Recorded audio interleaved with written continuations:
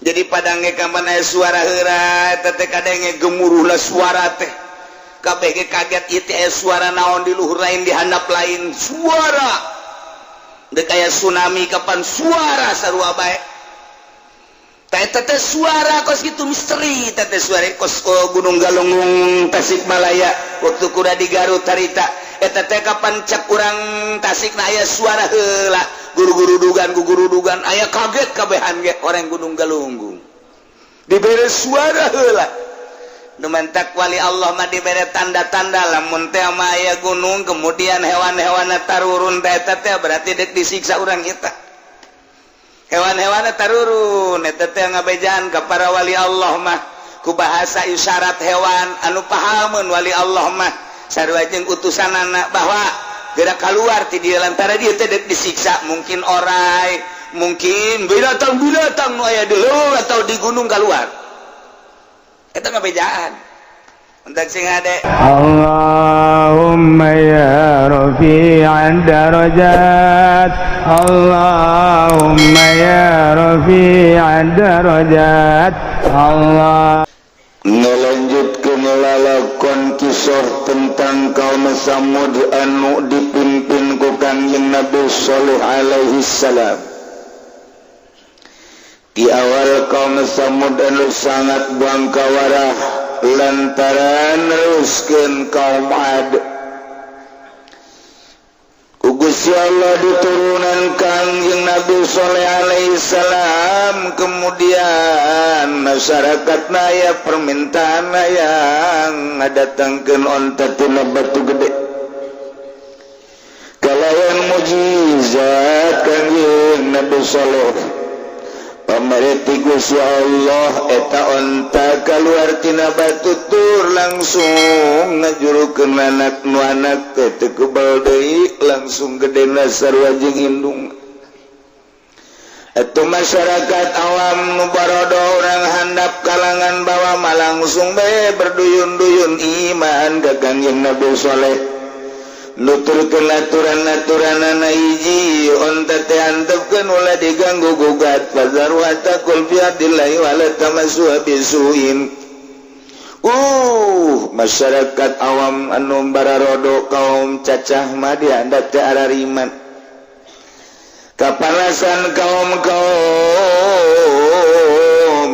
anu dileluhur pemimpin-pemimpin pemerintahan terutama di kalangan kerajaan ieu kunaon jelema ngagelok kasih soleh maka tuh nyanangayakeun gerakan-gerakan anti soleh di mana-mana pamflet dipetakeun kuari loba aturan-aturan anti soleh tuh aya nanti pamarentah kacau balau negara ditendun eta pamflet teh dihandapeun tangkalambon dihandapeun tatangkalan teh bu dipasang-pasangkeun sakumaha kuari nu deuk pilkada deuk jadi DPR baheula mah di tanggal kayu teh Kuntilanak kuari mah gambar kiai tanggal kayu teh di tiang listrik gambar kiai geus puguh DPR nama jatah mah Kuntilanak lalakina ieu dibarengan dihijikeun jeung kiai ulah sok sedih jasana le gambar kiai kahujanan kaanginan make udang-udang deui kiaina ge jeung Habib sarua hanya untuk sebuah kepentingan masalah sih jeung nya jaing mah teman gambar ieu jaing mah henteu atuh teu naon atuh jaing mah maksudna ge lendek naon ieu dengan duit kitu udah loba omong cenah ge macem-macem bae masing-masing bae sih. Sok aja tegar gitu tuh budak. Nah iya ganti soleh teh luar biasa terus bayakeun kumpulan sakumaha kamari di jalan Iwati dibunuh ieu onta. Di samping ngarencanakeun pemunduhan onta pembunuhan soleh nage tetep kudu dibunuh bae. Masya Allah karim. Sedangkan Kangjeng Nabi Shalih kade ya onta teh kudu dijaga diantep sadaek nanyana lantaran nyana mah boga aturan sorangan ketika nyana kacai jang poe nyana khusus jang nyana unggul isu giliran masyarakat yang masyarakatnya moal ngaganggu lantaran ieu mah onta mukjizat susuna bisa jadi obat kesuburan jeung sajabana. Luar biasa tuh masyarakat mah iman ka Kangjeng Nabi Saleh. Cek Kangjeng Nabi Saleh lamun diganggu awas supaya hukum mazabun alim bakal kadatangan siksa cek Kangjeng Nabi Saleh. Rencana punya rencana di kalangan bangsawan kalangan pamimpin di kerajaan maka mulailah neangan jelema nu terkuat anu siap ngabunuh kana eta onta. Ternyata nu dijadikan pelor teh dua wanita nu dipake kahayang ku dua lalaki lantaran gelisna setan dinganana. Maka cek dua wanita teh kakak lamun hayang kakaula bogo kakaula ingin menyunting kaula kula mau pamenta iwati hiji aon tuh bunuh onta soleh. Lantaran bogo atuh siap bae ulah ningga karak ngabunuh eta leuwih eta kakak mah siap bae atuh kitu nu bogo mah. Lantaran manehna jelema kaya maka neangan jelema nu bakal bisa dibeli. Ternyata aya seorang manusia anak zina ngaranna Ki Kudar. Maka Ki Kudar teh didatangan seorang geng anu luar biasa ieu. Asalnya nama dibere pameulina bae. Sakumaha kahayang Ki Kudar bakal dicumponan, maka Ki Kudar siap untuk membunuh onta Saleh. Bahkan Kanjeng Nabi Saleh nage siap untuk dieksekusi. Wih, pohar Ki Kudar. Maka kaum Samud anu sepakat sameme ngayakeun pembunuhan onta teh ngayakeun undang-undang anti soleh. Bahkan sababaraha tokoh masyarakat anu iman ka Kangjeng Nabi Saleh dipanggil dijeburkeun ka penjara, digebuskeun ka penjara. Masyarakat teh diembargo ku pemerintahanna sorangan. Roda perpolitikan jeung perekonomian teh ngahajat disalurkeun ka masyarakat ku sadome hasud. Lantaran Kangjeng Nabi Saleh loba pengikutna maka masyarakat teu meunang migu jeung nuturkeun ka Kangjeng Nabi Saleh.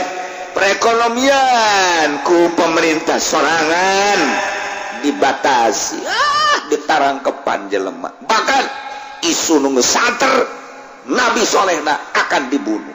Ya Allah. Akhirnya jadi akalun saya titina sekian puluh ribu ratus ribu masyarakat teh anu iman ka Kangjeng Nabi Saleh lumayan, tapi ente cara Kangjeng Nabi Daud teuing, ente cara Kangjeng Nabi Hud teuing. Nu iman ka Kangjeng Nabi Saleh aya 4.000 manusia. Deres mah deres ye. Deres. Tina sekian ratus ribu manusia nu iman ka Kangjeng Nabi Saleh 4.000 manusia. Tetap nyara maka junting di kukumaha ge iman mae bunuh masalah geus pokona. Penting ulama syahadat kula asyhadu an la ilaha illallah wa asyhadu anna shalihan rasulullah. Wah, loba nu dibunuhan masyarakat. Jadi orang tiba heula lalakon kos kitu teh. Kumpulan masyarakat untuk siap menyaksikan dibunuh onta Kangjeng Nabi Saleh ku salah seorang manusia anu dibuli siap untuk membunuh onta tersebut ngaranna Ki Kudar. Udang kunyana onta. Saenggeus teh udah dikupat kapit ku eta pedang. Kupat kabit langsung tublas. Teuci ku Ki Kudar. Baiklah onta. Anaknya dikejar tetapi anaknya dikejar lompat ka mana lompat ka gunung. Begitu lompat ka gunung lompat ka batu nu pertama teh. Batu nu pertama muka nyana asup ka jero. Sanggeus asup ka jero nutup deh plak asup ka jero eta. Anak onta teh asup ka batu nu pertama ngaluarkeun onta. Ialah nu bakal keluar hewan ti batu eta di akhir zaman anu bakal nulisan manusia kafir mukmin dabah teh. Geus moal bisa dihelak deui ke di akhir zaman. Mimiti lafaz Al-Qur'anul Karim bakal ditayakeun ku Gusti Allah. Urang muka Quran kaget, Quran ka mana hurufna? Dibukaan Quran teu aya, neangan deui ka lamari. Buka deui teu aya. Kaget, nanyakeun ka tatanggana nyokot Quran teu aya, rame bakal eueuh ieu huruf Al-Qur'anul Karim. Tinggal aya jelema nu hafizul Quran. Eta jelema nu hafizul Quran teh ditita maca Quran urang ngadaengkeun nyana nu teu talar ngadaengkeun nyana. Cuman umurna sakedeung, teu kebal mararaot anu talal Quran.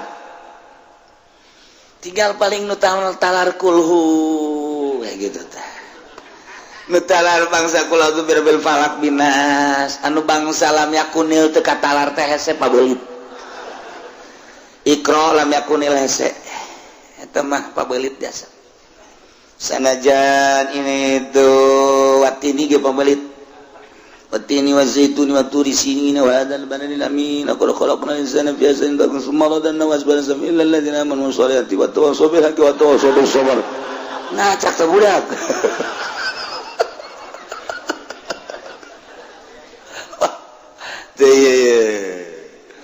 Geus, atuh nu talar Quran ge nu bangsa nu tatalar Yasin, Tabarok bangsa di maota. Tinggal biucak-cak buricak. Tapi mah gancang caritana timbul dabah eta berarti ti Yordan ke muka deblek keluar dabah eta. Nah iyalah nyana bakalna dibere ku Gusti Allah patlot. Eta patlot nulisan jelema kafir, mukmin. Kabir, mukmin. Atuh kadang tak katara di dieu sia kafir, sia mukmin. Aya di dieu teu bisa ngahelak deui teh mah. Masyaallah. Kari. Ieu dabah nu eta masuk ka batu deui, tinggal onta nu ieu anakna masuk ka batu, onta nu ieu mah pae. Faqulna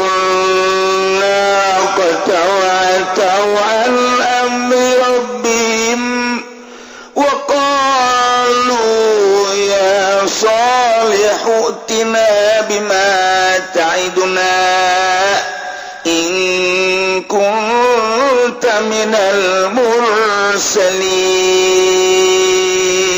Ayeuna kaum Samud teh marincit onta atas nama kaum Samud, padahal nu mencipta maki kudar dengan perintahan kaum Samud rame-rame, terutama para malawi yakni tokoh-tokoh pemerintahan pembesar-pembesar di negara eta harita dipaehan laku ki kudar wa taulalacut kaum Samud anam rabbihim tunda perintahan pangeran untuk kudu-kuduna dirawat dimulai diamankan endahan dibuang kawarahna kaum Samud teh luar biasa.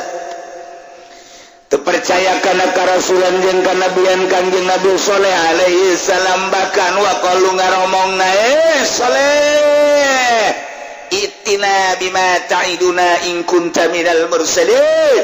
Datangkeun coba ka kami kabehan ye jaon geus dibunuh. Nucak siak cenah mun dibunuh bakal datang siksa itina datangkeun coba siksa pribadi taiduna janji anjeun teh ayo ingkut kabina mursalin mun maneh memang benar-benar mursalin datangkeun siksa naon ayo ambo.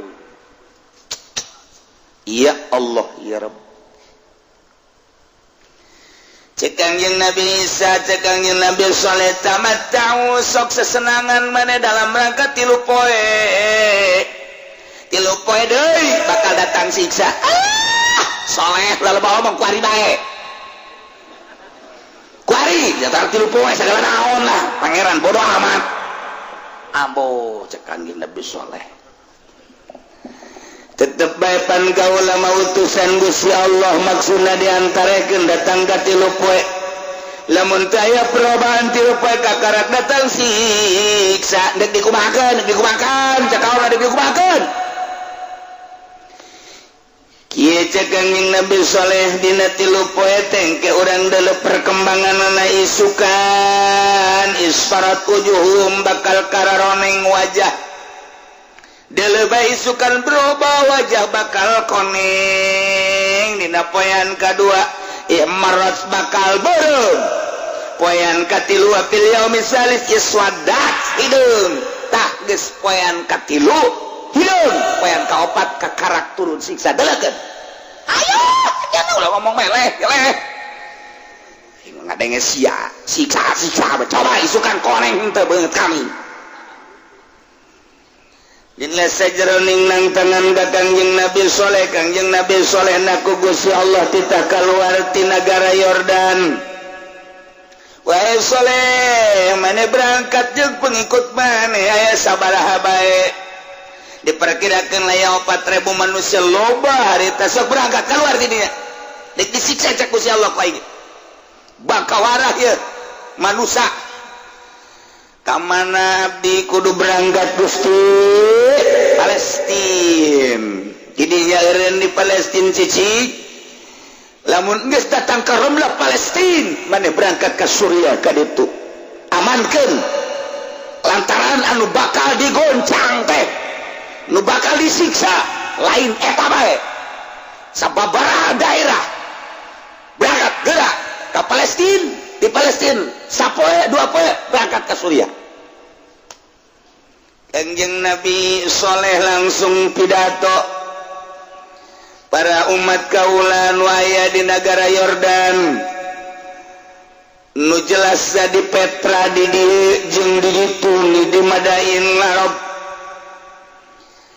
kaula hanya memberikan informasi bahwa siksa 3 poe kaharep bakal datang maka kaula deuk ngajak kanu iman ka kaula instruksi ti Gusti Allah urang teh kudu berangkat ka Palestin siap-siap kuari kade wah jelema nu iman beuh nuturkeun Kangjeng Nabi soleh Yordan Palestin deket jasa urang lamun ningali ieu Yordan ieu Mesir ieu Palestin di dieu teh tah aya Aqabah 3 nagara urang kadeuleu bisa urang aya di tungtung Yordan kadeuleu Mesir kadeuleu Palestin kadeuleu lampu-lampuna katingali ieu Kangjeng Nabi soleh kita berangkat tadi dinya set ka dieu nyebrang ka Palestin daratan teu lautan daratan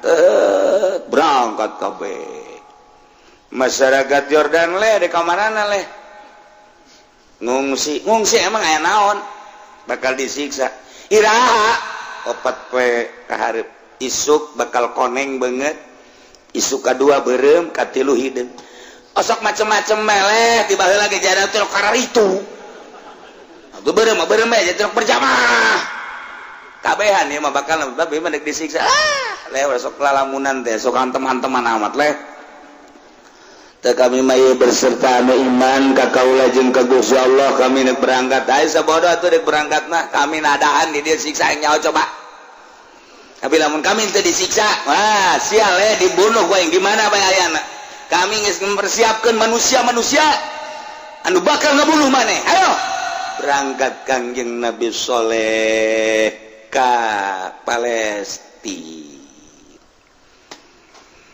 lempang dirinya ke Palestin teh jadi kesanajan deket ke pandari lempang mapan meureun 4.000 manusia anu iman matu lain setik waktu datang ka isukan bener masyarakat pipina beungeut na kararoneng kabeh si ditunjuk beungeut sia koneng sia ge koneng emang aing koneng koneng ngaca tuh itu koneng ieu karoneng kabeh bungut koneng tias kabeh ulah-ulah bener ya si soleh ya Eko sekarang aja omongan ngeceknya nih cenah payan ka hiji koneng ieu bener ya sana para rias kieu. Tapi jangan percayalah orang. Ulah wakalan ulah kepercaya. Kadenge kabar berita ka Kangjeng Nabi Saleh bahwa beungeut-beungeut umat nu aya di Petra teh kararoneng tuh. Berarti jadi ya siksa ka jeung kumaha. Kangjeng Nabi Saleh na keur disindit jeung iman. Masyaallah.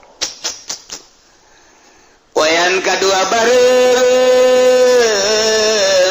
kulit manusia silih tunjuk sia bareng bobeh rame di negara Petra teh rame harita teh ieu urang bareng kieu teh pan meureunanan cek si Soleh teh cenah bakal datang siksa mimiti karoneng ngaju bareng ieu urang geus kieu kumaha apa iman bae kitu ka Soleh aya penasehat hukum Yusril bereunda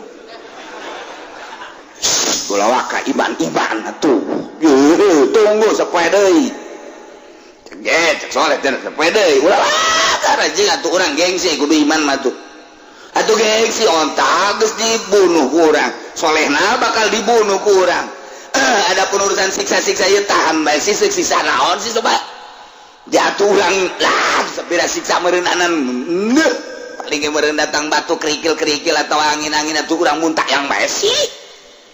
Penasehat hukumnya hebat jasad nu ngaulah-ulah karena iman bener Dato iya bener ulah datang ke iman atuh padahal hati mah KBG ta masyarakat iya bener kajian hukum age soleh bener ieu poe hidung kabeh beungeut masyaallah harideung beungeut teh harideung we ngarobrolnya berarti orang isukan siap disiksa iya bener Soleh iya kumaha tuh iya orang siap apa disiksa apa iman bae ieu gengsi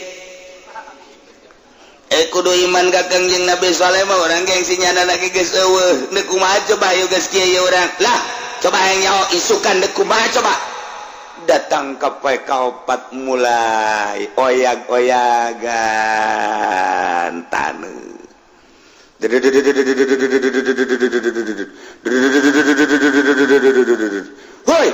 aya lininya bener lini urang ka mana ya tahan lini sakieu ieu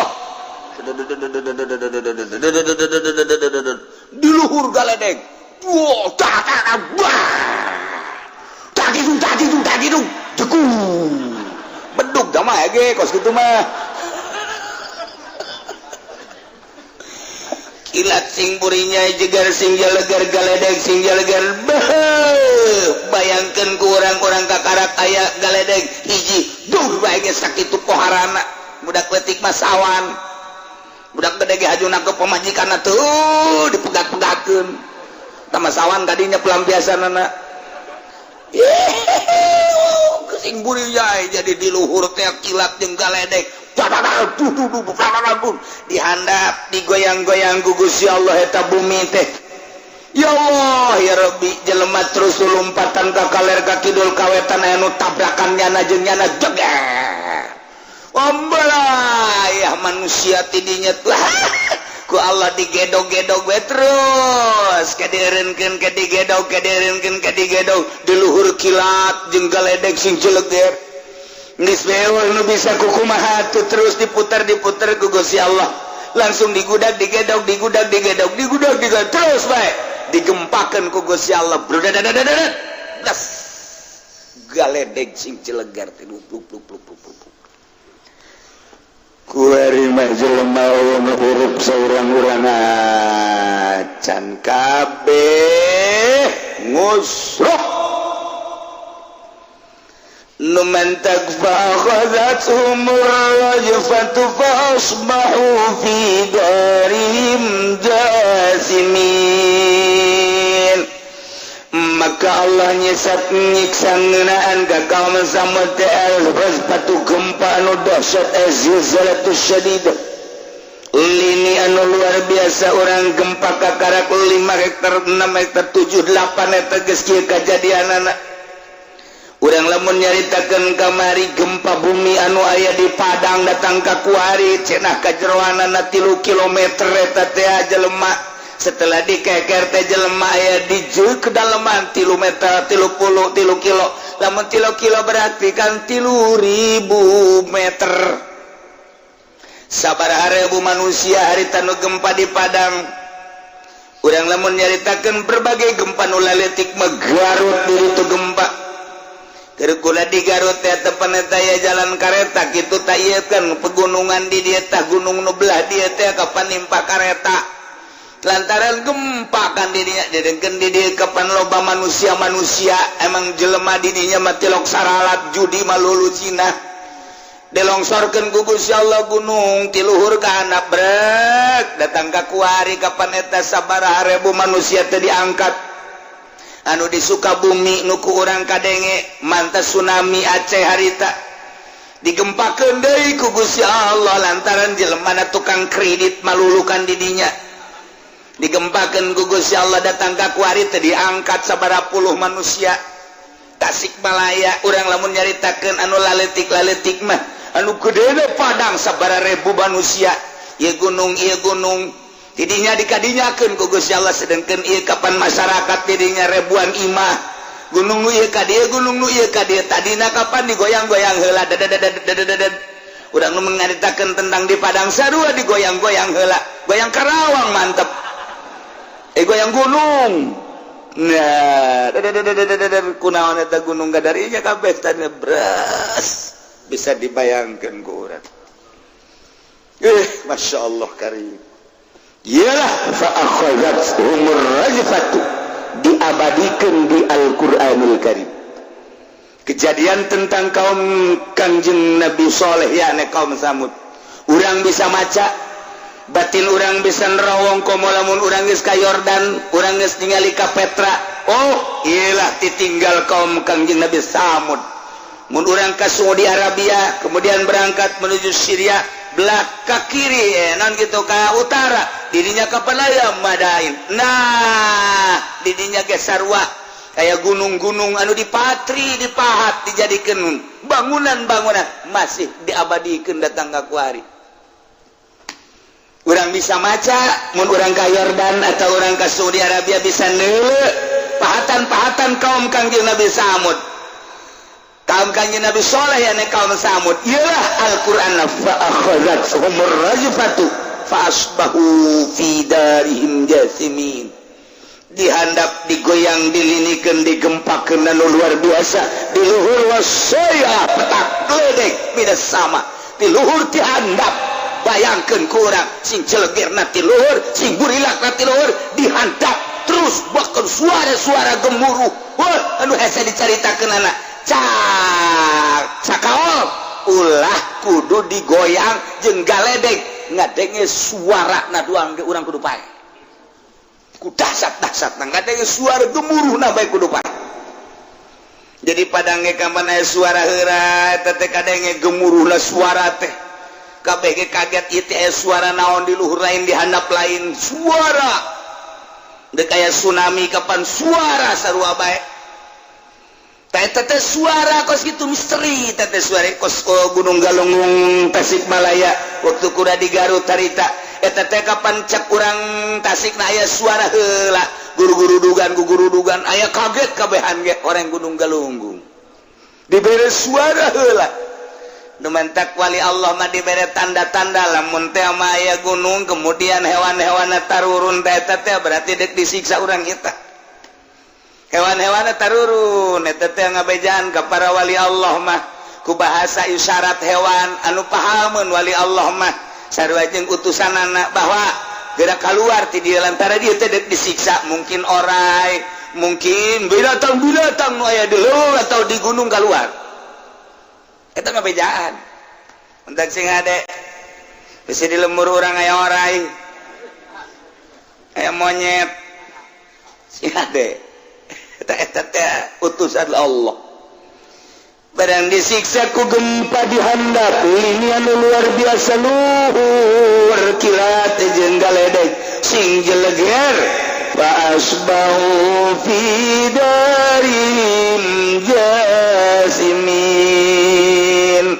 maka jadilah kaum Samud di negaranya di desanya jasimina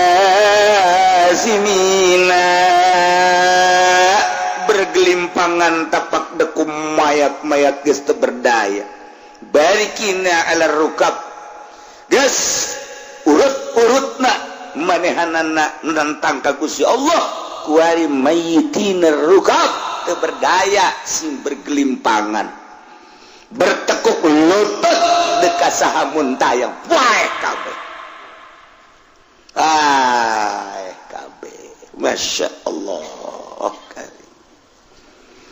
kos gitulah masyarakat jeung umat anu nentang kana mujizat tentang ka Kangjeng Nabi soleh khususna kuari ge lamun urang nentang ka Kangjeng Nabi urang atuh moal teh ku Gusti Allah disiksa ngan disiksa na ku Gusti Allah cepolan-cepolan urang di Tasikmalaya Gunung Galunggung kemudian kamari tsunami Aceh di dia ge Pangandaran ditangakeun deui tsunami kemudian atuh kuari di ditu di Padang gempa bumi Sukabumi Cianjur Garut terus loba-loba di Banten ge atuh aya seetik ieu teh mere pepeling ka urang kades ya lamun teu nurut ka Al-Qur'anul Karim diludeskeun ku aing cek Gusti Allah. Untung masih keneh aya jelemaan ibadah ka Gusti Allah ikhlas tanpa pamrih. Anu ti penting hudang mandi kacai tadarruk ka Gusti Allah. Aya keneh nu maca Quran tengah penting ngalengis ka Gusti Allah zikir ka Gusti Allah cacak geus nu kitu ningali kahirupan kuari masyaallah dedengean urang. Di berbagai sektor korupsi, di berbagai daerah pemalingan, di berbagai penjuru pemabokan, di berbagai daerah perzinahan, ieu kan ngaranna ngundang tsunami, ngundang siksa. Geus teu daek ngadenge ka ucapan kiai, teu ngadenge ka Al-Qur'anul Karim, di mana bae kuari mah mabok, zina, maling, korupsi. Pemalingan nu kamari mah urang ngadenge sakadar maring HP jeung sepeda ningkat kuari kana motor mending lamun jelemana teh dibunuh deui silih bunuh kuari mah pamalinganana gara-gara dibeulem kemudian kuari mah nu malingna atuh geus dibunuh deui bae aju kuari ka mobil deus mobil anu jarore mah mobil bagus dipaling keneh bae termasuk angkot ge dipaling bae ku nyana angkot dipaling, truk dipaling. Ieu mah kuari mah jadi pamalingan kabehan. Urang ada yang nu maling ngeri kuari mah kaluar ti peuting sorangan geus teu wani lantaran berhadapan jeung pamalingan pestol pan kuat. Deh ieu jadi nagara naon di urang teh? Masyaallah karim. Lamun jana ngomong, "Hei, sia kunaon maling bae?" Ulah loba ngomong. Ya, urang mah maling sakieu. Teu di luhur miliaran. Oke nya, sakena teh. Aing mah maling motor ge udak-udak aing nyana. Ngaling urang teh di kumahakeun. Saha? Si eta. Coba ngomongkeun si eta saha? Bejakeun lah kono eta. Eta jeung berekan pamalingan gawe. Ya Allah ya Rabbi. Ya fasbahu fi darihim jasimi. Kuari manggeus ambalayah bangke-bangke berserakan puluhan ribu ratusan ribu. Kanjeng Nabi Saleh lagi saya di Palestina kemudian berangkat ke Suriah. Idina ku Gusti Allah kita berangkat dari ka Yordan kita ningali kayaan umatna. Jeung kita carari cing deui eta masa kadar menghindar tina siksa doang. Maka Kanjeng Nabi Saleh teh ceramah deui wahai dulur kabehan bahwa urang teh itu siti Gusti Allah kita balik deui ka ditu ka Yordan kita cicing di Yordan bae tetep berangkat deui di Palestina gitu nanti Suriah ke Palestina datang deui ka Yordan deket sih kan deket-deket gitu antar negara kuari baheula ngahiji kan baheula makan Yordan Mesir ngahiji ngan sakadar aya Palestina doang Palestina Mesir tah eta aya Israel Mesir eta mah negara kuno tembel anu kuari mata bangsa Dubai Abu Dhabi kemudian Yordan eta mah negara anyar sagara Kuwait eta mah anyar pemisahan nah orang ieu mah jadi ke negara hanya kalau mah hiji bae tawat Mesir belah itu Israel Suriah Sam baheula eta mah negara kuno tah zaman Kangjeng Nabi Ibrahim Sam Syria nah Kangjeng Nabi Soleh balik deui umat diajak kabeh sebanyak 4.000 cek Kangjeng Nabi Soleh urang deuleu coba ieu tatangga urang kawau urang leluhur urang nu kamarinang tangan kana siksa Gusti Allah urang titah balik deui ka ditu supaya berangkat deui begitu berangkat datang ke Yordan Masya Allah karim jelema geus bararau nu ngaringkuk bae ki aya anu kitu geus potongan manusia paehna ye macem-macem nu mendak fa asbahu fi darihim jasimin aya anu ngagoler aya nu nangkarat aya nu nangkup aya anu diuk aya anu woker ki macem-macem nu ngarengkol iyalah jelema anu disiksa ku Gusti Allah datang Kangjeng Nabi sallallahu kadinya fatawalla anhum ngabalir Kangjeng Nabi Soleh ti kaum nawagola cek Kangjeng Nabi Soleh padahal mah geus maot tapi Kangjeng Nabi Soleh titah ngomong ku Gusti Allah ya kaum wahai kaum kaula laqad ablagtukum risalat rabbi jelas kata yakin kaula geus sampaikan ka anjeun kana risalah pangeran kaula amanat pangeran kaula wala sahtu lakum kaula geus ngasehatan ka maraneh kabeh kade kudu percaya ka kaula bahwa ku teh utusan Allah ieu onta sebagai mukjizat lain sakali kula terus bae ngasehatan terjadilah kos kieu walakin la tuhibbuna nasihin tetapi anjeun teh hayang tersep karena nasihat-nasihat akibatnya disiksa model karena gitulah Kangjeng Nabi Soleh nyarita diabadikeun dina Al-Quran sehingga orang bisa nyaho ieu teh kapan keur ngabeberah Kangjeng Nabi urang Kangjeng Nabi Muhammad sallallahu alaihi wasallam ketika Kangjeng Nabi dicaci maki diciduhan Kangjeng Nabi bahkan direncanakeun deuk dibunuh nalangsa secara manusiawi Kangjeng Nabi teh begitu Kangjeng Nabi nalangsa dibere dongeng ku Gusti Allah caritaan Kangjeng Nabi Soleh barang adenge caritaan Kangjeng Nabi Soleh Kangjeng Nabi urang ngaragap dada orang can sakumaha urang mah tuh geuning Kangjeng Nabi Soleh mah pohara jasa jadi ngarasa leutik Kangjeng Nabi dicaci dimaki dirusak sahabat dan lain sebagainya Kangjeng Nabi narek dibunuh diusir eta Kangjeng Nabi ngarasa leutik lamun deuleu ka Kangjeng Nabi Soleh alaihi salam diabadikeun dina Al-Quran tentang kaum Kangjeng Nabi Sam kaum Nabi Soleh yani kaum Samud ucapan Kangjeng Nabi Soleh na ieulah fatawalla anhum wa qala ya qaumi laqad ablagtukum risalat rabbi wa nasahtu lakum walakin la tuhibbuna nasihin kaunikanana aya dua manusia nu hiji awewe nu hiji lalaki keur eueuh di dinya nu hiji lalaki ngalalaki argolnya nama keur ka tanah haram Mekah anu hiji deui awewe nyana keur nyaba keluar daerah dinya begitu ngadeunge nu awewe bahwa disiksa di lembur eta awewe eta hayang nyaho coba kos kumaha siksa na barang datang ka dinya lantaran nyalawat teu iman ka Kangjeng Nabi Soleh eta gempa aya deui jangan gempakeun sorangan doang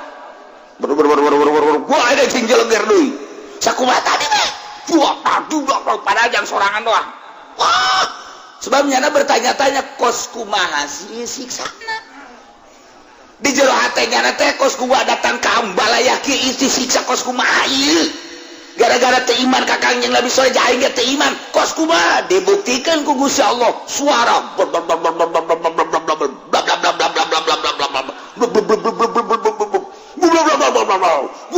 si jelegan tubah wah goyang di handap berapa tinggal kiar gol nu keraya di tanah haram Mekahnya nangak denge bahwa negara dua negara disiksa hiji di Arab padain nomor kedua padain soleh nomor kedua di Yordania nyana hayang gegeraan bae balik ka ditu hayang neuleuh sarua jeung nu tadi di kos kumaha cenah eta siksana coba aing hayang nyaho padahal mah nyana lamun cicing bae mah di tanah Mekah atuh aman nyana moal paeh tah urang mah make padahal mah nah naon nih orang masuk make padahal mah bae padahal tuh geus moal bisa geus aya qada jeung qadar Allah qada adalah pelaksanaan Gusti Allah di alam itu qadar ketentuan Allah kuari ngahiji qada jeung qadar moal bisa aya anu nabrak kana takdir sanajan urang bertadbir usaha urang kuku bahage moal bisa ngarobah kana takdir Allah subhanahu wa ta'ala urang mah hanya bersyariat doang talamun urang cep inget kadinya tuh geus takdir beuh eta budak tabrakan cak aing ge tadi beuh tah si budak rarasan aing bakal tabrakan tah budak lamun henteu kenceng mah meureun moal tabrakan teu bisa kitu henteu bisa kitu tetep bae emang geus di dinya meureun ajalna kajian kuku mah ge mun teu bisa kokoseran hindungna ceng aceng teh gara-gara naik motor cak mah ge ulah kenceng-kenceng beuh lamun aceng andai kata teu kenceng mah meureun moal paeh tuh urang mah aya andai kata bae mah tetep bae teu bisa aya geus takdir ti ditu da kos kitu ya aing sebenarnya mah mun baheula teu kadinya mah meureun moal kawin jeung si eta nya jore nya peke gara-gara aing ngaju cicing di dinya ka baheula teh diajak ku babaturan aing ka daerah itu hanjakal teu bisa kitu emang geus qada nanti ditutulisanna bakal kawin jeung si eta atuh teu bisa geus bae ku ari mah mending bersyukur bae geus jore urang usapan jorena batu cincin ge jore jadi herang batu cincin menang meuli di dinya dipuri jaza waduh hideung digosokan coklat setik digosokan bogal peuting atuh herang atau pemajikan orang ya kurang di lapan kurang di bagus-bagus atau herang majikan orang ieu mah tun mantak henteu kadele bagus teh mah kos batu cincin diantep jeung garogek pandian ke orang pemajikan ka dieu sia ku aing dipandian gari-gari beunang ge ku aing dek diusapan ieu aing meuli penggosokna tuh gosokan 5.000 aing meuli ya pandian kurang diuyab geus pupukna ulah hese-hese geus pokona mah make eta teh naon garang-garana baheula mah pare teh sabu pare dibeulem wah ieu kan kumaha ieu mah bukun ti anak cak urang teh ieu beres di sabunan mah diais urang memajikan urang aju urang eta kuari digosok sat-sat panpak iya berang atuh lain herang ledeh ieu mah sapoe dua poe pameulikeun urang parfum nu bagus atuh naon kitu ngaranna wedak ieu mah wedak mah keli bekel nya ngahutang deui kalina get dek gelis kumaha atuh bedak keli oh tetep parang ti dampal dikabeungeutkeun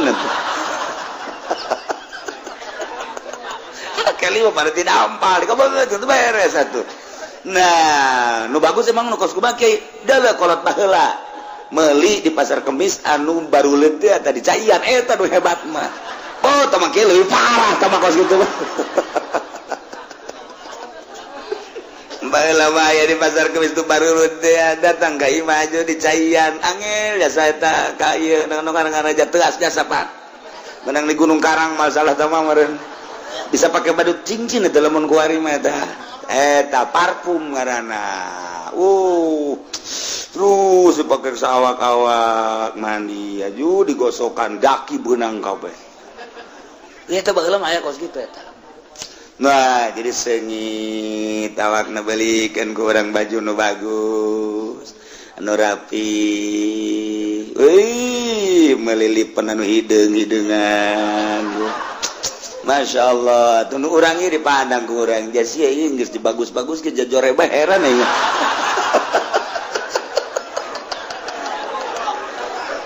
daek robas ya. Ngan rada deres bae gore rada aya Luis ya ye. Baik digosokan ge rada aya Luis. Jadi maksudna aing mama wasiatnya teu disaha-saha. Kan eta mah kamari mah mun ku aing dibawa ke kondangan, aing babaturan aing ngomong aya teh saha. Saha deui eta pembajikan oh sugan teh pembantu tah aing bunga denge kos kitu tah. Ih saya rada Luis bari mah. Tetep urang nunggu sangat tuh diurus kurang sia mah awak ieu kan rada gede ajur rada pendek geus aing meuli kunaon bude jasa ieu jadi berarti kan hampir kos barong lah sia ieu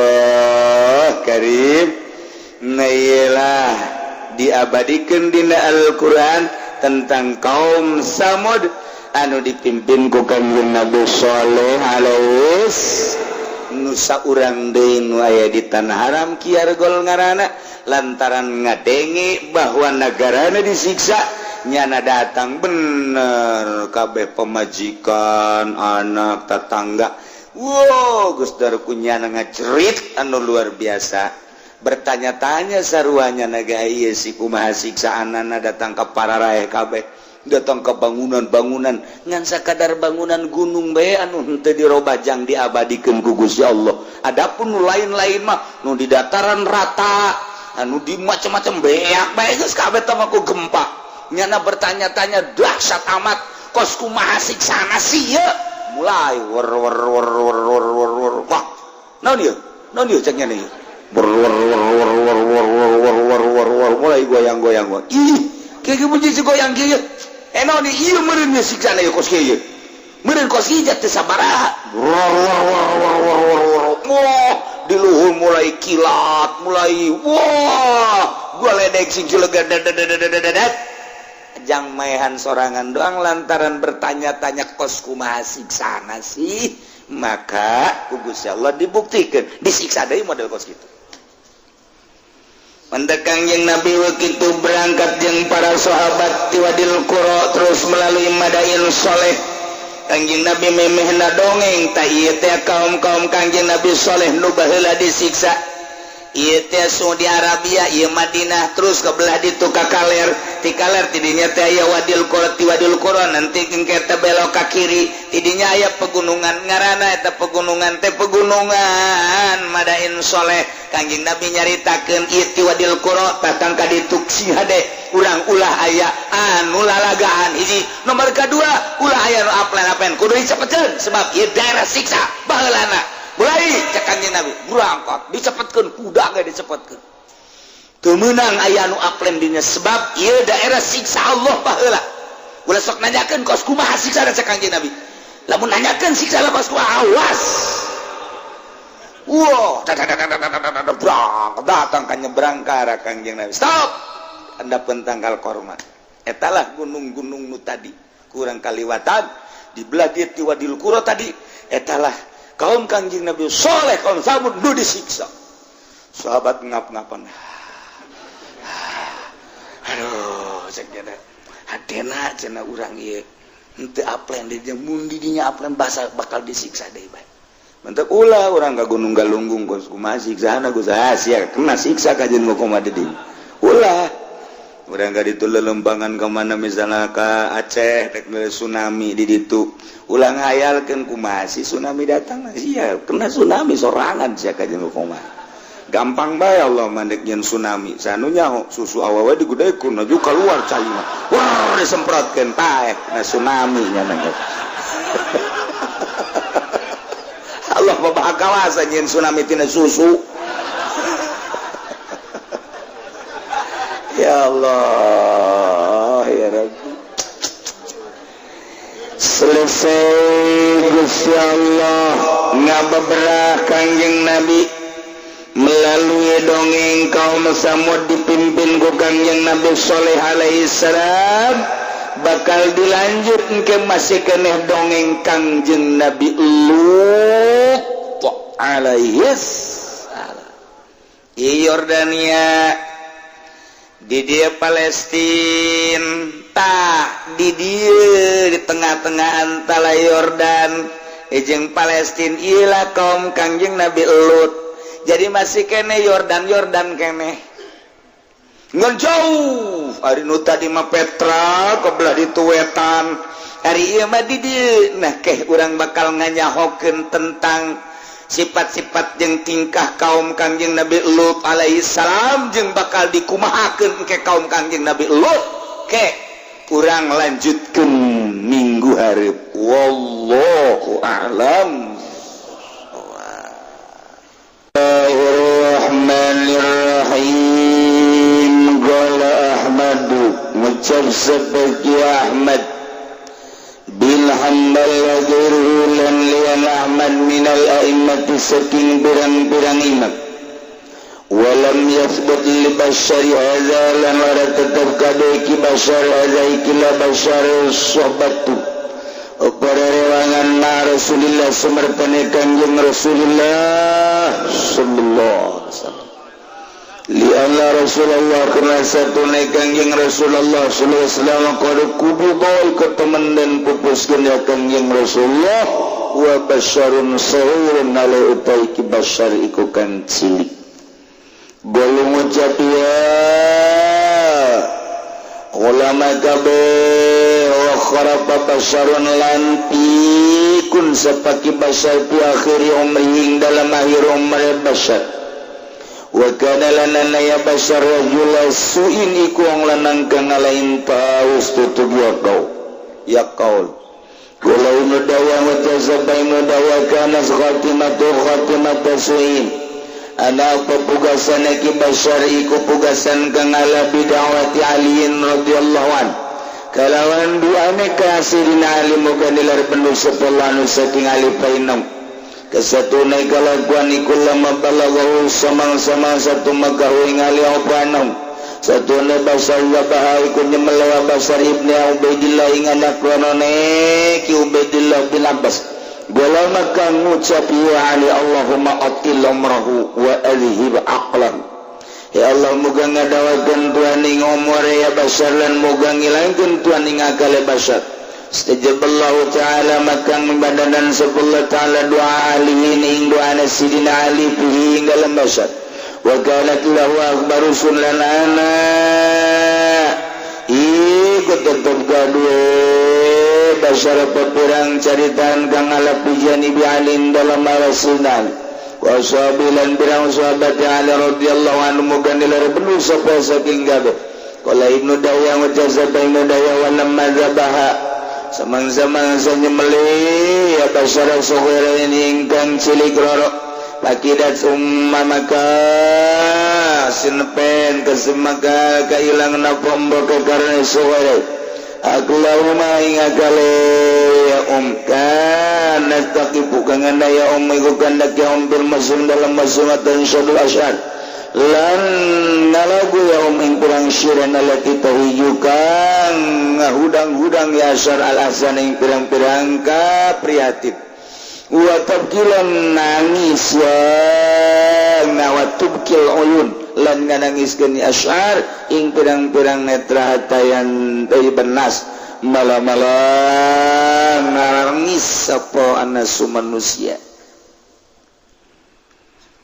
Diritakeun seorang manusia nu biadab ki Bashar Ahmad bin Hanbal salah satu mazahib minal a'immah yang liana bahkan nuritakeun walam yasbut cenah li Bashari hadza sohbatun ma Rasulillah ki Bashar anu ngabunuh dua anak Sidina Abbas eta mah teu pernah babarengan jeung Kangjeng Rasulullah sallallahu alaihi wasallam lantaran Kangjeng Rasul pupus wa Basharun sugir nya nama leutik bari gaya ditunya di Suriah Bashar Asad diberi nurutan ieu nya nama negara teh negara atuh penuh kunaon gitu ngaranna cerita sebab negara kuno Syria Mesir Israel eta mah negara kuno Mekah Madinah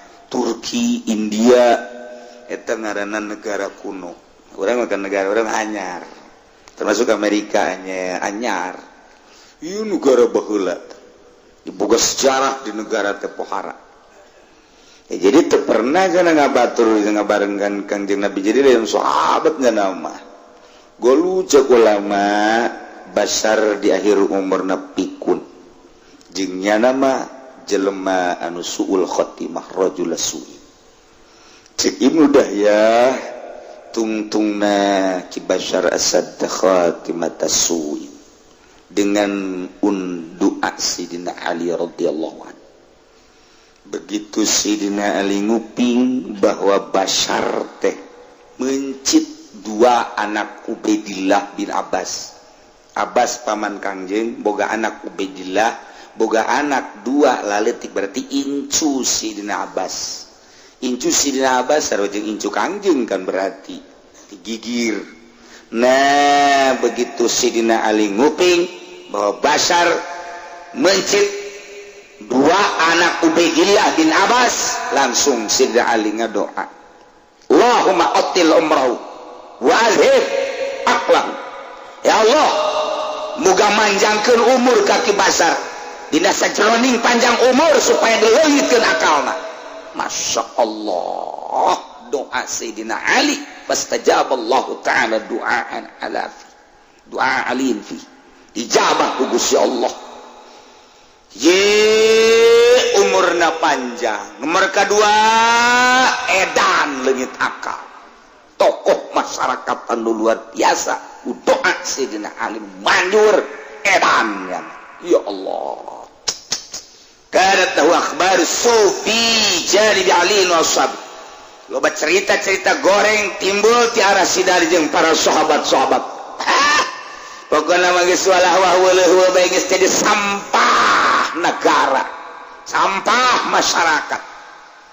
Urang lamun nyaritakeun sampah urang masuk ngadenge bae gedeng deui ge tah eta pejabat jadi sampah masyarakat.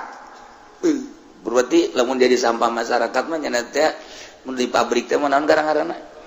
Limbah. Berarti engke pejabat-pejabat mun eureun jabatanna limbah. Baru masyarakat ngomong gitu, polisi mal kebel ge sampah masyarakat. Calon limbah. Lamun teu bener, anu bener atuh biasa polisi, nu bener rapi, abri nu bener atuh rapi. Mantan pejabat anu bener-bener ngelolana jeung atuh bener-bener niatana hade. Iya tuh bagus. Ngan di masyarakat osok aya bebas saking beureun kan teu bagus. Deukeun mal kebal ge jadi sampah masyarakat. Asana kurang pati telep mun ngadenge masyarakat limbah masyarakat. Sebeuh urang ngadengenakeun kitu. Sebab urang usum limbah.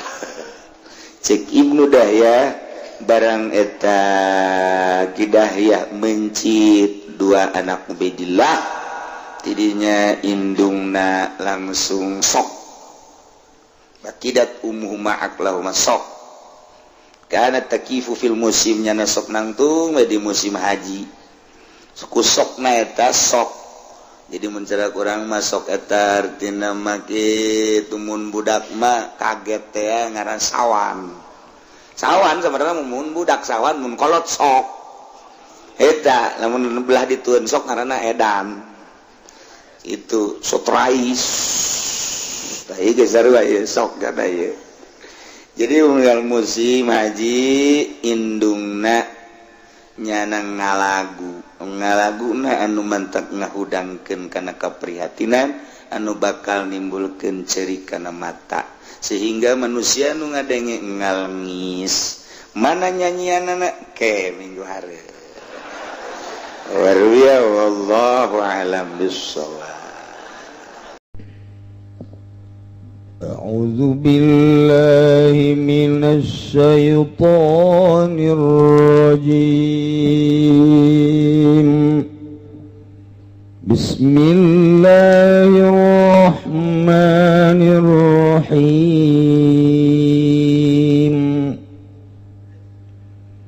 يوم يجمع الله الرسل فيقول ماذا أجبتم قالوا لا علم لنا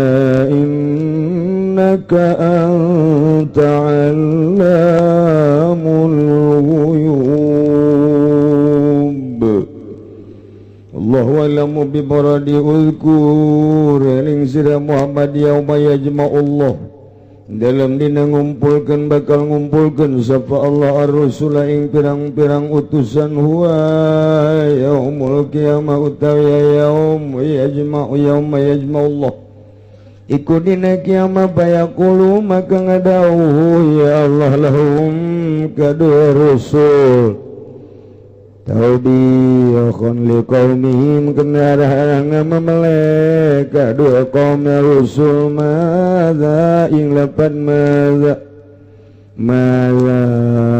ujibtum ngapah suwiji ay alladzi tegese kang ujibtum den subadanan sira kabeh bihi kalawan ladzi hina da'utum waktu ning undang sira kabeh ila tauhid maring tauhid waktu ning ngajak sira kabeh maring tauhid qalu maka ngucap ya rusul kabeh la ilma lana orana waruh iku maujud kadu ingsun sadaya bizalika kalawan mengkono uji betum innaka insatuhne Tuhan anta Tuhan alamul ghuyubi kukang banget uningane ing pirang-pirang kang gaib magoba tegese barang kang gaib yang ma'anil ibadi saking pirang-pirang hamba zahaba anuhum alaihi lisidati auli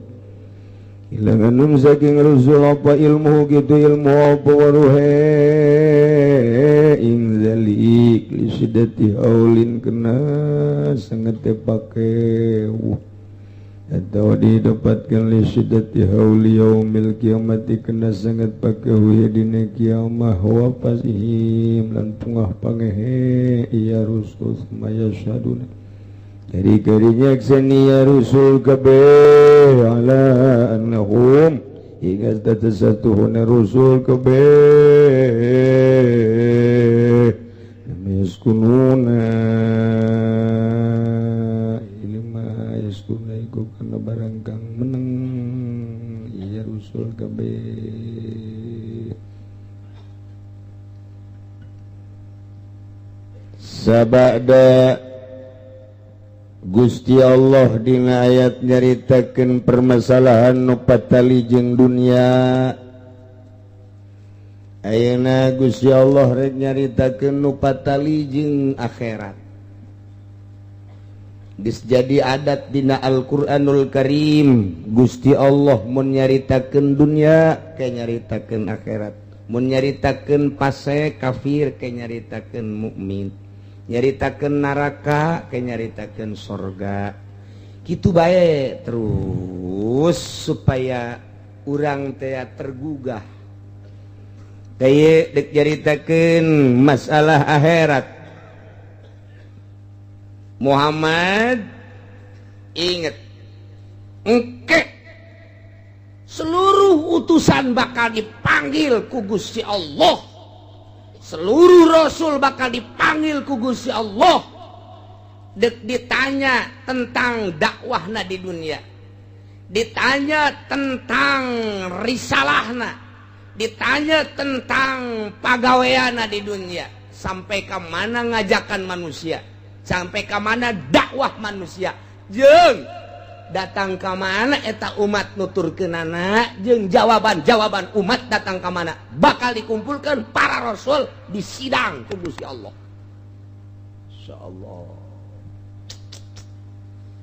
lain bae para rasul cek Imam Qurtubi warasatul anbiya para ulama panggil setelah rasul para ulama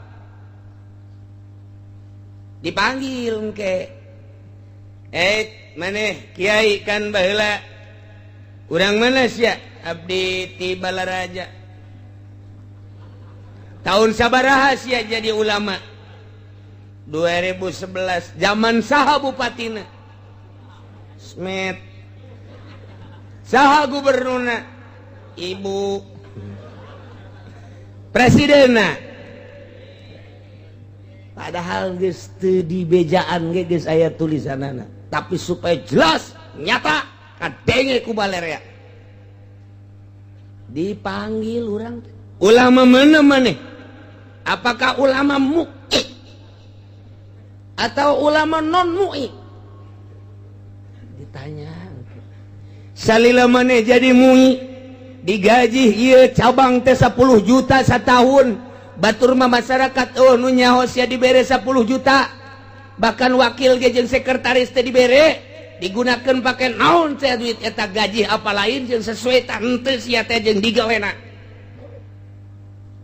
Ampura lain ampura. Nu nyaho digajihna sabaraha duit dirahasiakeun. Hanya kepala MUI bae jeung cabang nu nyaho teh. Kan jere kieu nyaho, aing ge MUI.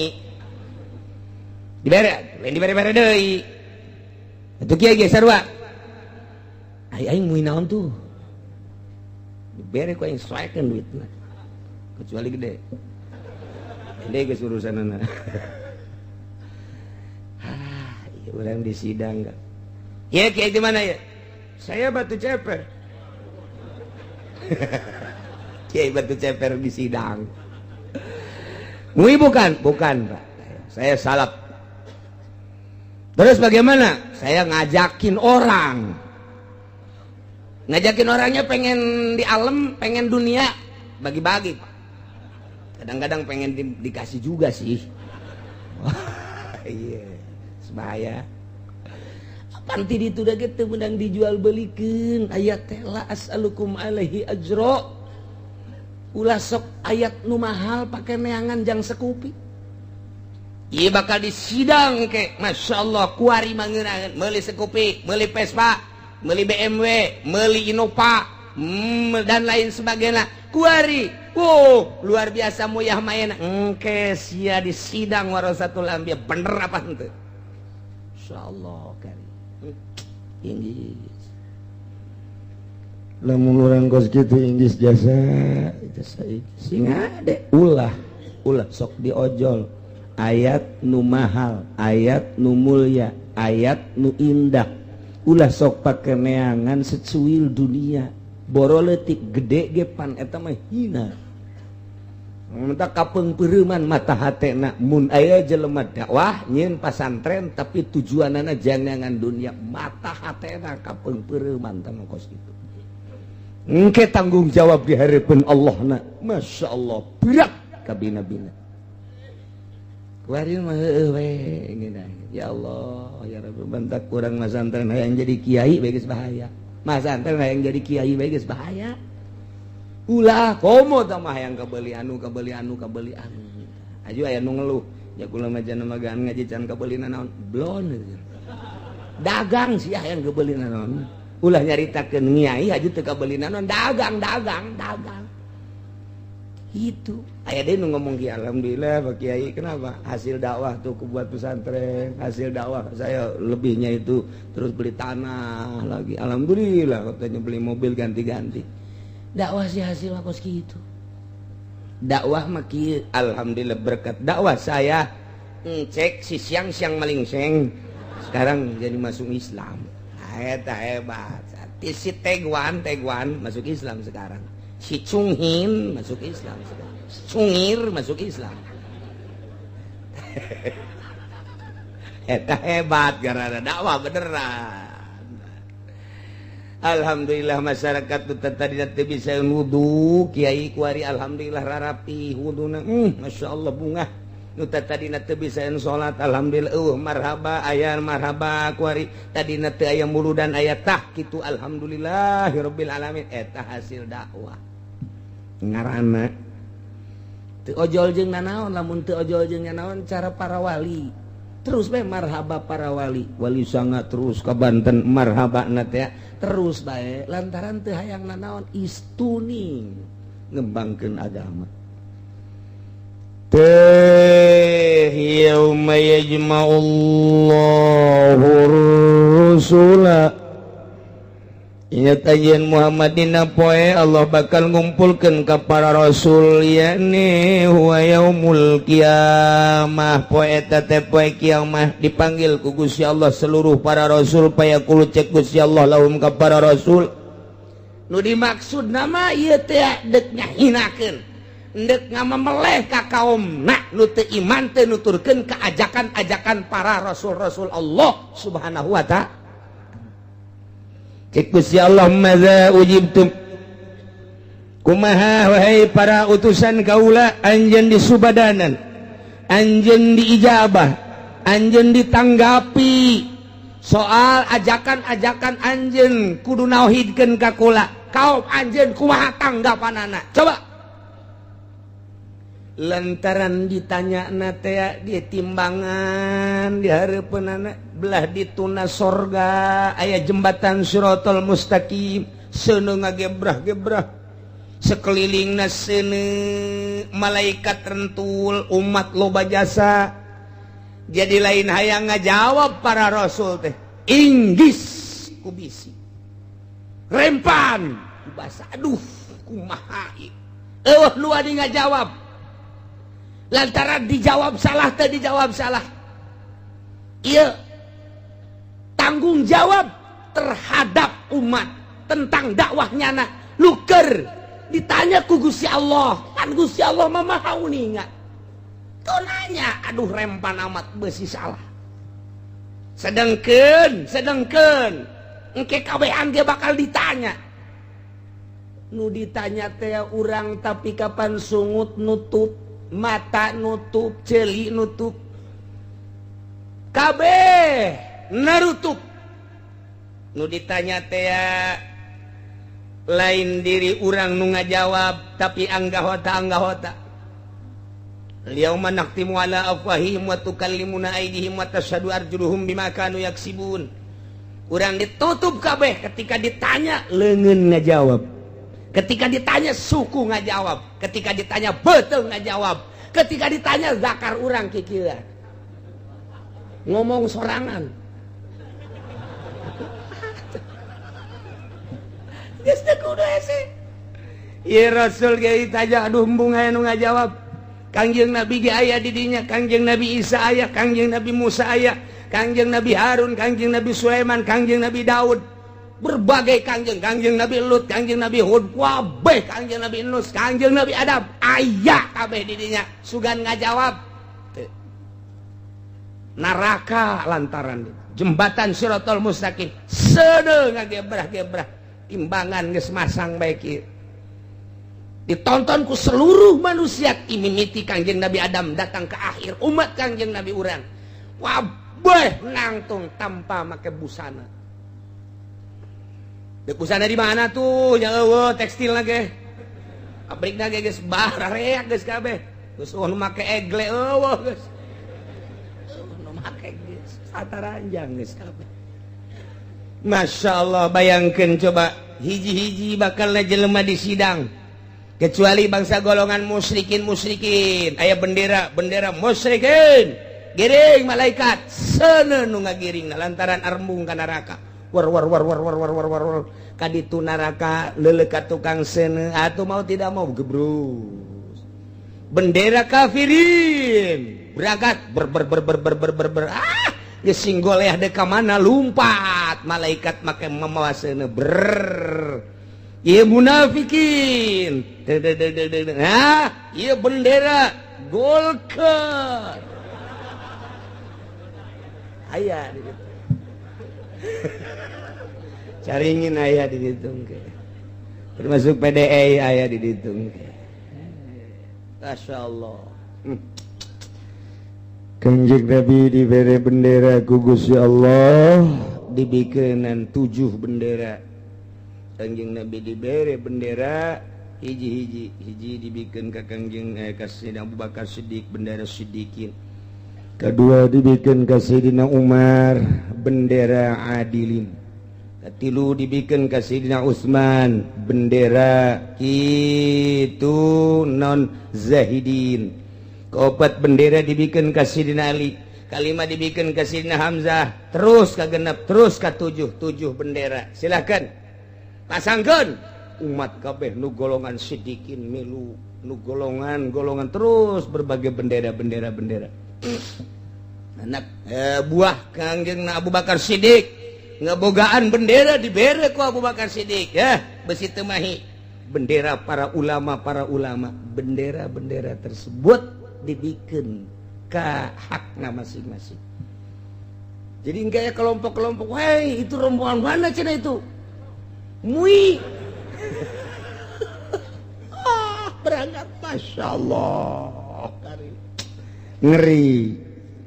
Nu bisa ngomong ditanya ku Gusti Allah, wahai para rasul, mada ujibtum? Kumaha tanggapan umat anjeun? Kumaha jawaban umat anjeun? Kumaha reaksi umat anjeun ketika anjeun ngajak tauhidkeun ka kaula? Qalu cek para rasul la ilma lana, terang abdi mah maksud terang teh lantaran atuh Gusti Maha Uninga teu kudu nanya ka abdi cek para rasul. Isin abdi bade tumaros besi abdi salah ngajawab Gusti. Abdi teh pan diutus ku Gusti titah ngembankeun agama nauhidkeun ka Gusti, ngajakan ka umat bahwa abdi teh rasul Gusti.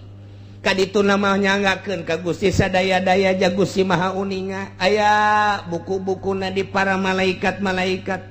Abdi mah besi kacaletot nyarita Gusti la ilma lana, teu aya katerang abdi mah. Teu aya kanyaho Gusti hal eta mah. Ka ieu teh lain berarti bener-bener teu nyaho, lain. Lantaran dula-dula beuh ka dieu neraka, ka dieu seuneu, ka dieu singgalebrah seuneu. Rasul bae saking ku sieun sieuna teu daekeun ngajawab. Eta pangkat rasul geus teu bisa ngajawab di BAP ku Gusti Allah. Lantaran rempan jasa sieun, lain teu nyaho padahal mah. Kangjeng Nabi ketika dianiaya ku Abu Jahal, Kangjeng Nabi Musa ketika dianiaya ku kaumna, Kangjeng Nabi Isa ketika diudag-udag ku Nasrani, kabeh ge nyararaho boga jawaban masing-masing. Ketika Kangjeng Nabi Nuh dikucilkeun ku kaumna, ketika Kangjeng Nabi Lut diciduhan dicaci baki nyarahun kabeh ge. Ketika Kangjeng Nabi Sulaiman hampir diusir ku kaumna, termasuk Kangjeng Nabi Daud.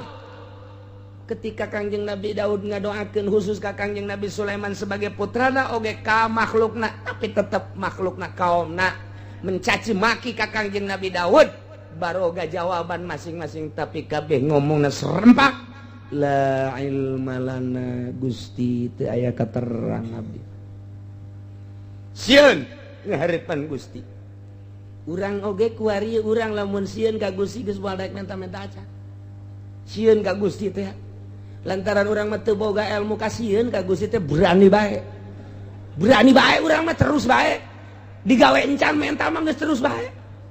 Salat kurang tapi menta malah mah nyawad ka Gusti. Gusti asana kieu amat ka aing. Kurang beberean jadi ka aing mah ka aing mah. Hei salat henteu ai kos kituna di wada. Tinggal malaikat. Ya.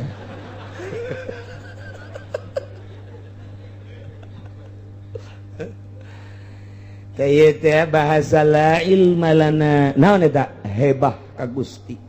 Urang lamun hebah ka Gusti moal boga rasa ilmu. Urang diangkat jadi wali teh rahasiana kunaon ketika urang teu boga ilmu.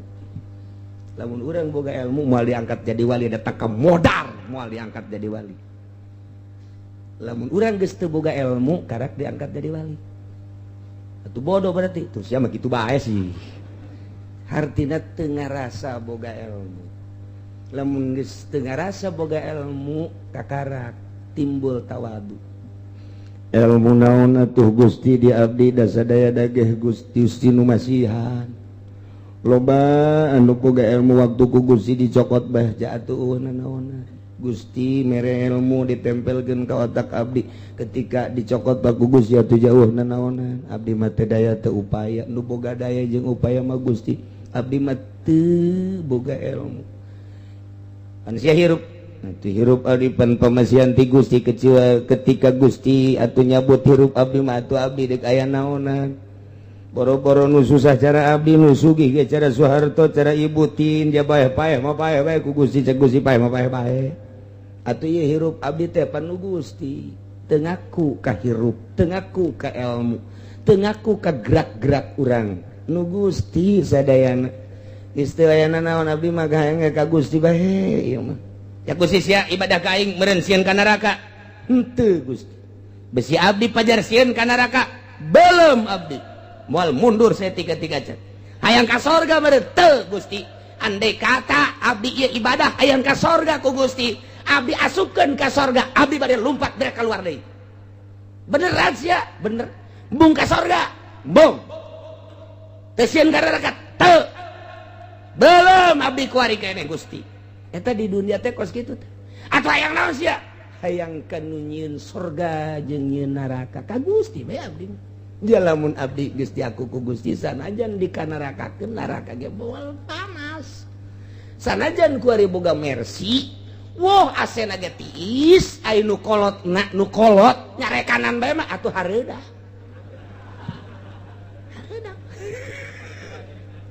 Urang naik mobil di sisi diri nu kolot ngocoprak.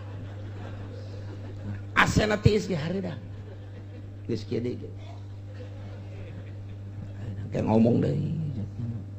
Geus lah minta hiji bae dua segala rupa. Riweuh asana. Untung teu nabrak ge. Untung teu nabrak. Asena digedekeun deui. Cak. Tina nomor 20 letikeun nomorna 18. Hareudang kana. Emang urang teh neraka. Eta jero mobil teh neraka. Sebab naon? Aduh. Sekelilingna ieu AC tinggal AC tetep bae teu nyaman. Tapi lamun urang jeung nu kolot di jero mobil cak nu kolot teh ai kula malah atuh sapira jadi pendamping ge ai kapake.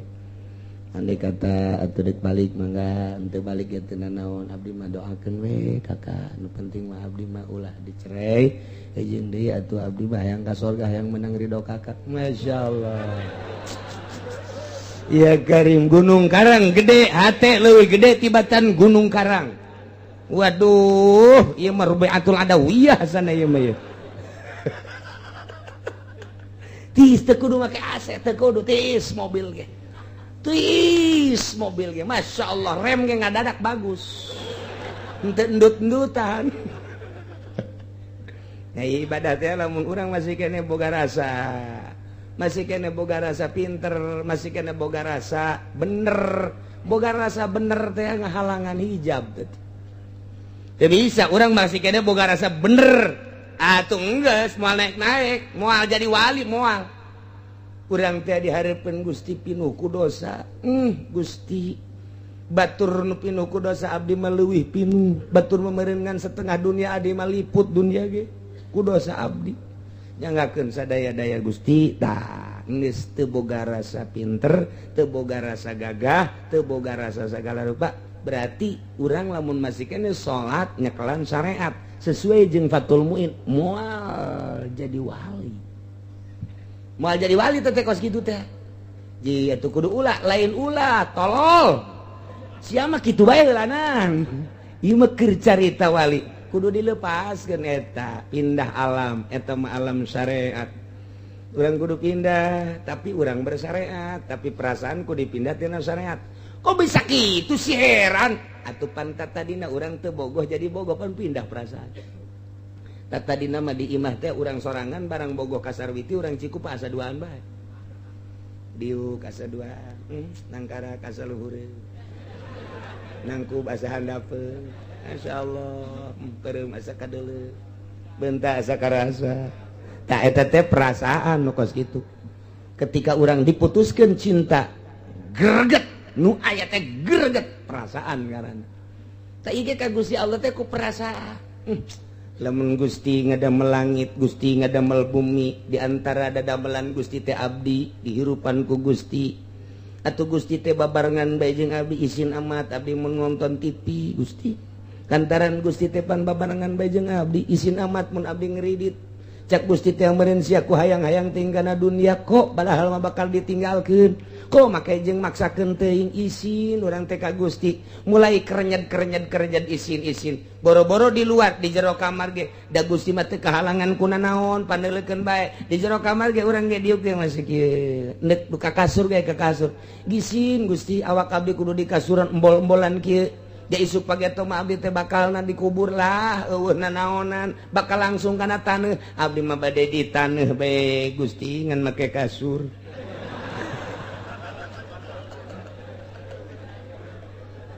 Sak malaikat blon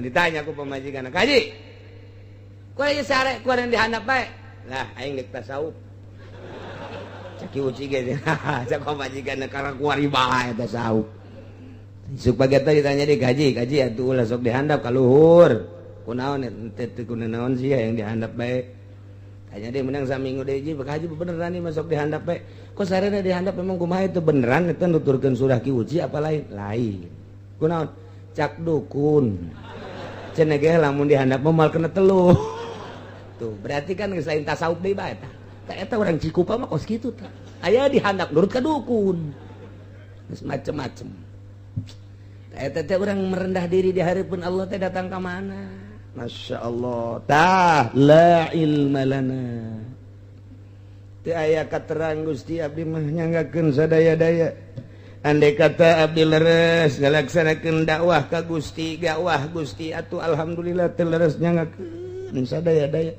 adapun abdi ditaros soal umat soal kaum kumaha jawaban-jawabanana atuh nyangakeun sadaya-daya lantaran innaka anta'allamul ghuyub saenyana Gusti mah anta Gusti Allamu sigat mubalagah maha sagala-gala uninga maha terang Gusti mah kanu gaib atuh geus teu kudu naroskeun ka abdi tamah tak atuh kunaon Allah nanyakeun ka para rasul tak eta teh lain rasul nu ditanya mah Kangjeng Rasul para rasul nu dimaksud nama umat pan umat mah ngadengekeun ketika ditanya wahai Isa abdi Gusti anjeun dakwah di dunia dilaksanakeun Gusti kumaha jawaban umat anjeun kaum anjeun nyangakeun sadaya-daya abdi mah teu aya katerang upami ditaruh soal umat abdi mah teu terang pan umat araya neuleukeun ngadengekeun ta eta teh umat nu boga perasaan nurut teu nurut ka Kangjeng Nabi Isa ngaku rasul ngaku nabi atau ngaku pangeran umat ta ieu teh nu dimaksudna mah deuk ngamemeleh deuk ka jejeleh deuk ngisin ka umat para rasul padahal mah nu dijejeleh nama umatna nu ditanyana rasul nu ditanya rasulna tah ieu teh nu ditanya nama Kangjeng Rasulna para rasul nu dimaksud nama deuk gacacan deuk gacaprok malaikat teh deuk jiksa umat da teu nurut kana ajakan para rasul begitu ditanya umat anu nurut mah pan ka para rasulna alhamdulillah ngacung ngajawab sorangan umat teh ya Allah abdi umat Kangjeng Nabi Isa abdi iman ka Kangjeng Nabi Isa bahwa Kangjeng Nabi Isa adalah utusan Gusti abdi nu pertama membela kana kadakwahan Isa alaihi salam cak anu sabagian deui Gusti abdi mah henteu abdi mah malah mangerankeun ka Isa teh pan bisa disebut pangeran pan aing pangeran mah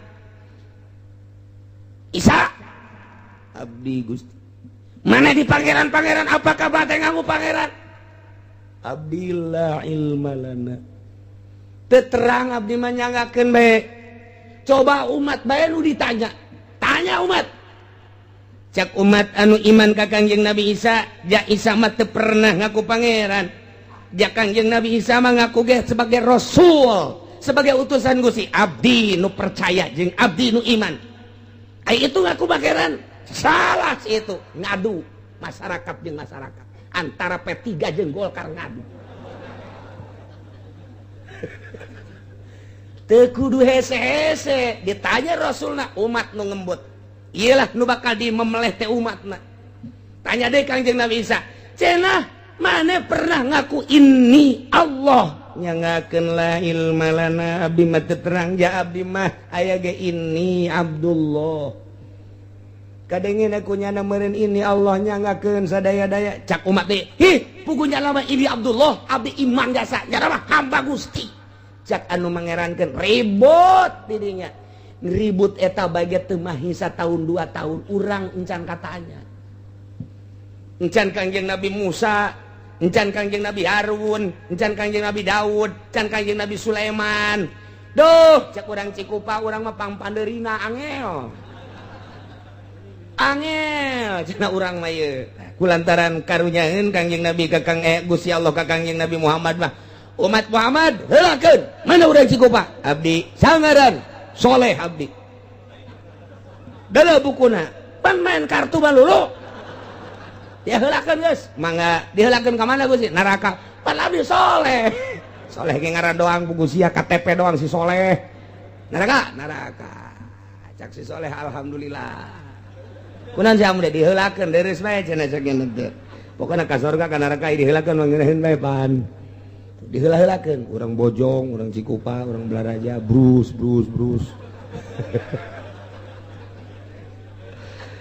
ngadenge kieu masyaallah Rasul di BAP la ilma lana innaka anta allamul ghuyub sedengkeun wa nazana dina ayat sejen apa nabi-nabi teh nyaksian bakal umat-umat teh nyaksian ka para nabi-nabi tapi ieu nabi ieu rasul ditanya ku Gusti teu daekeun jadi saksi terhadap umatna lain teh nyaho lantaran kurempan jeung sieun tah cukup bae umat nangka nu ngembut sorangan dijejeleh engke ku malaikat mendak ka dieuna rek jaritakeun Kangjeng Nabi Isa rame ieu Kangjeng Nabi Isa boga kaistimewaan 8 nu mantak dipangerankeun ge ku umatna naon ieu ieu nu bakal ayatna khusus Allahu ya Isa ibn Maryam wallahu a'lam